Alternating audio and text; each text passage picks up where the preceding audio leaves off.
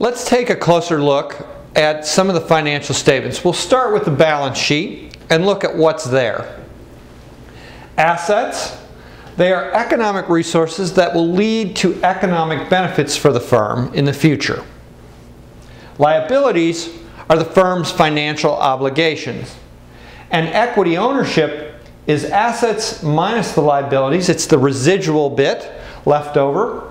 And it is the capital invested plus retained earnings. Now, balance sheets accounts are classified so that similar items are grouped together. And as I mentioned before, the balance sheet asset portion is organized from, at the top, the most liquid assets. So typically on a balance sheet, the first item you'll see is cash and cash equivalents, to the least liquid. And typically at the least liquid, you'll see the last item on the asset section of the balance sheet will be fixed assets generally. These items are grouped together as property, plant, and equipment, investment property, long-term investments, current assets like cash or invested securities. Intangible assets might be the goodwill from an acquisition or other assets. Now this isn't a complete list, there'll certainly be more, and each company may, depending on how they operate their business, may have other types of things that they'll list in the asset section of their balance sheet.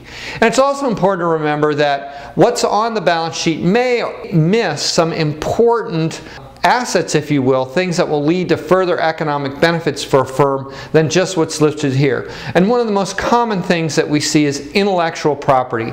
Intellectual property may not be listed on the balance sheet.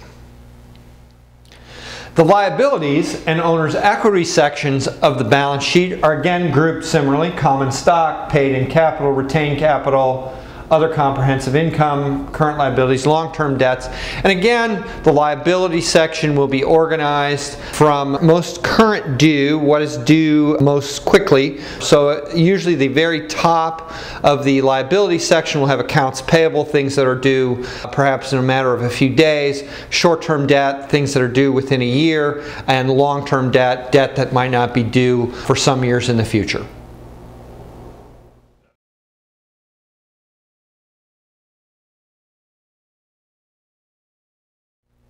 Turning our attention to the income statement and the categories of items there, you might find expenses being grouped together as cost of goods sold, SG&A, a common term, sales, general, and administrative, depreciation and amortization, and interest expense.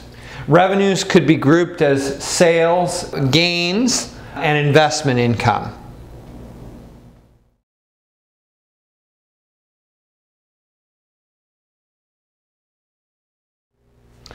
Let's discuss a little bit the basic accounting equations. Assets equals liabilities plus owner's equity. And if we expand this a bit, we can say assets equals liabilities plus contributed capital, beginning retained earnings, plus revenues minus expenses minus dividends. And so you can essentially see this group right here is actually equal to owner's equity. Now Jayant is going to expand on a couple of these concepts in the next segment, and then I'll be back to talk a little bit more.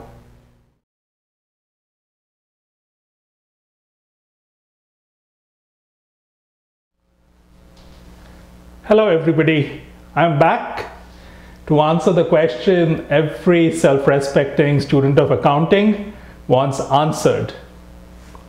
Why does the balance sheet balance? Well, one answer which students have given me is that if we follow the rules and we make all the entries, then according to the rules the balance sheet will balance, which of course is correct, but the point is, what is the logic behind the rules which makes the balance sheet balance?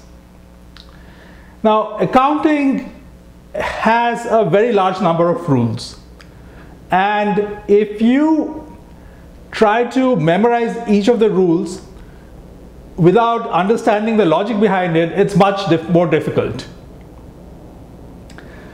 But there are some logical ideas behind the rules, and if you are familiar with those ideas, it becomes much easier to remember the rules and not make a mistake when you're applying them. So let's start with the first logic, and that is the logic behind the balance sheet. Why does it balance? And here I have two balance sheets which don't balance. So this is the first situation where you see that liabilities and owner's equity is actually more than assets. And the second one, you have liabilities and owner's equity less than assets. So these are two different firms. Both have unbalanced balance sheets. And I will now explain why this cannot happen.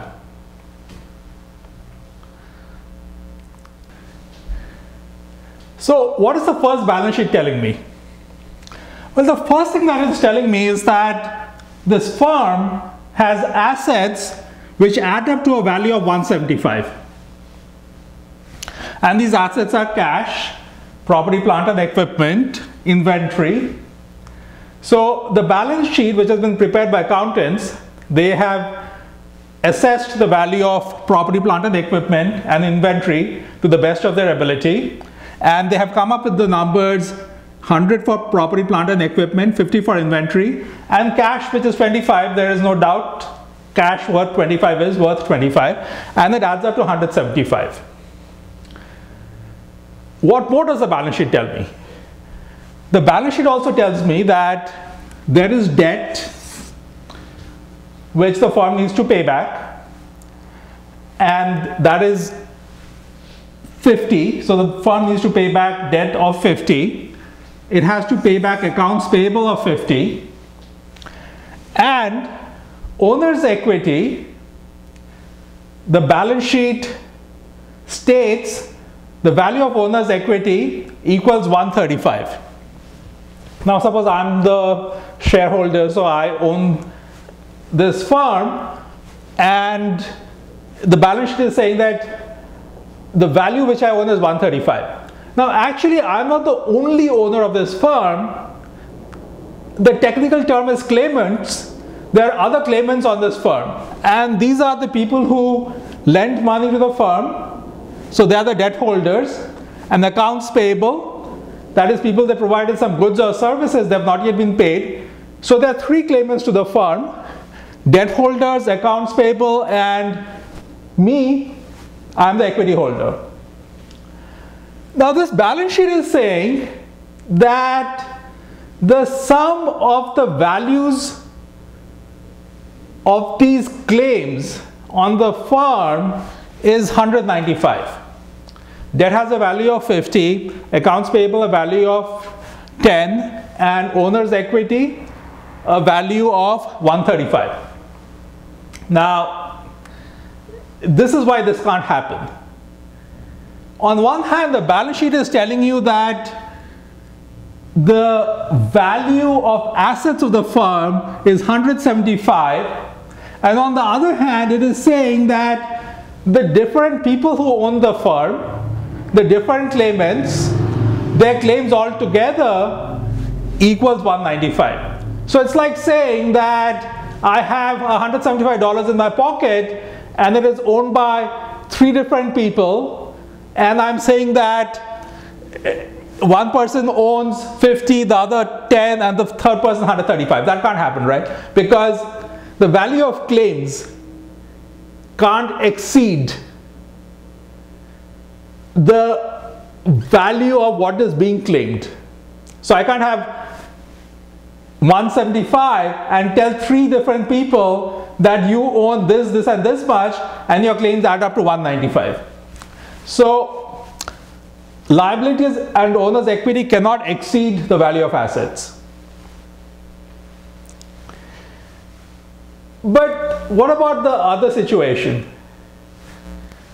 Is it possible for liabilities and owner's equity to be less than the value of assets? So here we have the value of assets to be 245, and liabilities and owner's equity adding up to 215. Now this is not possible either, because this particular claimant this particular owner of the firm is the residual claimant, which means that after everybody else has been paid, whatever remains is owned by this person.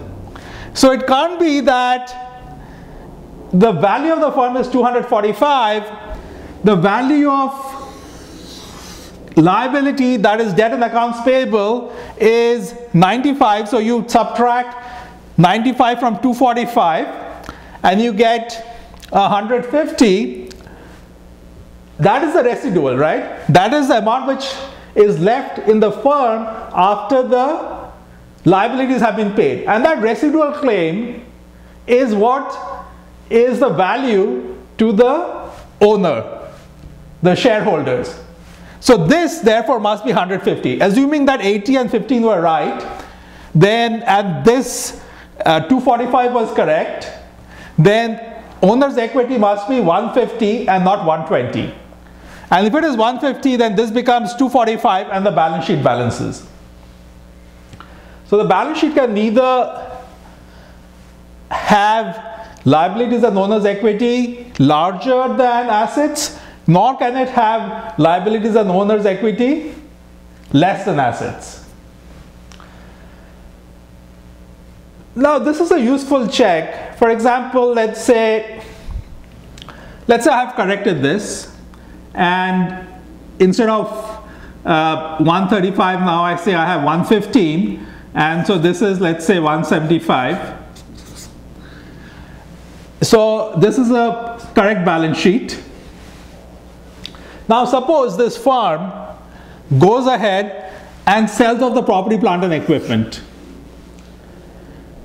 and when it goes to the market and sells it, it turns out that the accountant's estimate of the value of the property, plant and equipment, which was 100, is not really correct, but say it sells for 80. So it gets cash of 80. So cash increases to 105. From 25 it increases to 105. Property, plant and equipment is now 0 because it's been sold. And then the value of assets would become 155. That's 105 cash plus 50 inventory. Now suppose the accountants forget to note the impact of this transaction on the income statement. So specifically, they ignore it in the income statement. Then this thing could remain unchanged, this side, it'll be 175. And when you prepare the balance sheet, you look at it and you say, how is this 175 and this 155? There must have been some mistake made in making the entries. And you go back and you realize that when this was sold for 80 and the book value was 100, that's 20 less. This 20 must appear as a loss in the income statement. What you had assumed to be 100 is now turning out to be 80, and that fall by 20 is a loss. Once it is recognized in the income statement, it is going to have an impact on owner's equity through retained earnings, and owner's equity will fall from 115 to 95. So the correct owner's equity due to the loss of 20 would be not 115 but 95, and this would become 155. So the fact that the balance sheet was not balanced gave you a clue that some mistake had been made during the process of preparing the financial statements, and the mistake was that this property, plant and equipment which was sold at a loss, that loss was not taken into account in the income statement, and once you correct that, your balance sheet will again balance. So this is the strength of preparing financial statements in this fashion, because the impact is appearing in two places. It serves as a check that you have remembered to make all the entries correctly.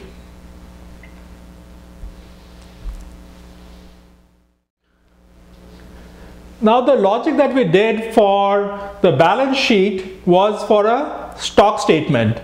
That is a statement which provides information about the firm at a point in time. Now we are going to look at the cash flow statement, which is a flow statement. That is, it provides information what happened to the firm over a period of time, not at a point in time, but over a period of time.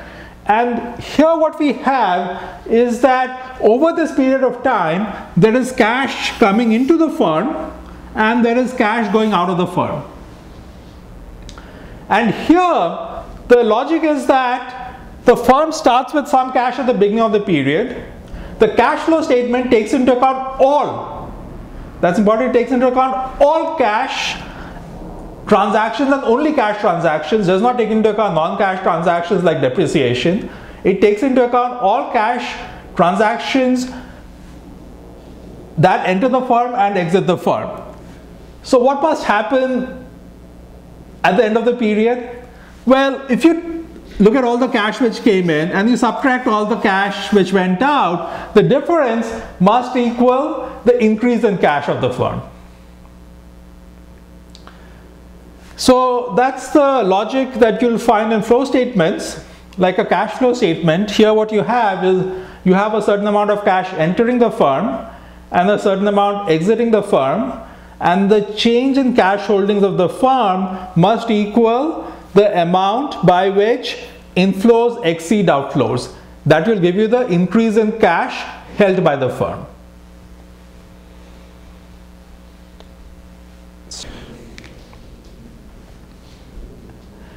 So how could this concept serve as a check? Now let's say you're working for a firm and the firm starts with $1,000 cash at the beginning of the period, and you look at the cash flow statement, and the cash flow statement what you see that the inflows are, let's say, 500 and the outflows are 400. So inflows exceed outflows by 100. However, you look at the firm's bank account and you see that at the end of the period the firm actually has 1200. According to your financial statements, the cash which the firm should have at the end of the period should only be 1000 plus 100, that's 1100. But in reality, the firm has 1200 cash. It means that the cash flow statement has missed a transaction, or maybe put in a transaction which was not there. There's something wrong somewhere. It must be true that inflows must exceed outflows by 200 because the firm started with 1000 cash at the beginning of the period and at the end of the period it has cash of 1200. So inflows must exceed outflows by 200.